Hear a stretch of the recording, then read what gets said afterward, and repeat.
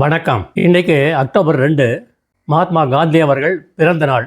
இதே நன்னாளில்தான் கர்ம வீரர் பெருந்தலைவர் காமராஜர் அவர்கள் நம்மை விட்டு பிரிந்தார். காமராஜர் அவர்கள் தன்னுடைய ஆட்சி காலத்தில் தமிழ்நாட்டுக்காக நிறைய செய்திருக்கார். கல்வியுடன் உணவையும் குழந்தைகளுக்கு அளித்தார். நிறைய தொழிற்சாலைகள் ஆரம்பித்து வைத்தார். இவர் காலம் பொற்காலம் என்று கூறுவார்கள். இவருக்கு ஒரு ஆசை என்னென்னா, விவசாயத்தை நல்லா பெருக்கணும்னு. அந்த காலத்தில் அவ்வளவு தடுப்பணைகள் கிடையாது. இவர் என்ன பண்ணார், நிறைய தடுப்பணைகள் கட்டினார் நதிகளுக்கு குறுக்க. விவசாயம் பெருக நல்ல வழிகளை செய்தார். உடுமலைப்பேட்டையில் திருமூர்த்தி டேம்னு ஒன்று இவர் காலத்தில் தான் கட்டப்பட்டது. இந்த டேமால் அந்த சுற்று வட்டாரத்தில் இருக்க ஏகப்பட்ட விவசாய நிலங்கள் பயனடைந்தன.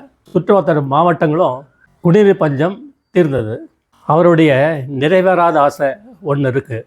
அது என்னென்னா, கொள்ளிடம் ஆற்று நீர் மொத்தம் வெள்ளப்பெருக்கு வரும்போது நேராக சென்று கடலில் கலந்து வீணாகிறது. இதை பார்த்த அவர் கொள்ளிடத்தின் குறுக்கே கிட்டத்தட்ட 5-6 இடங்களில் தடுப்பணை கட்ட வேண்டும் அப்படின்று ஒரு ஆசை இருந்தது.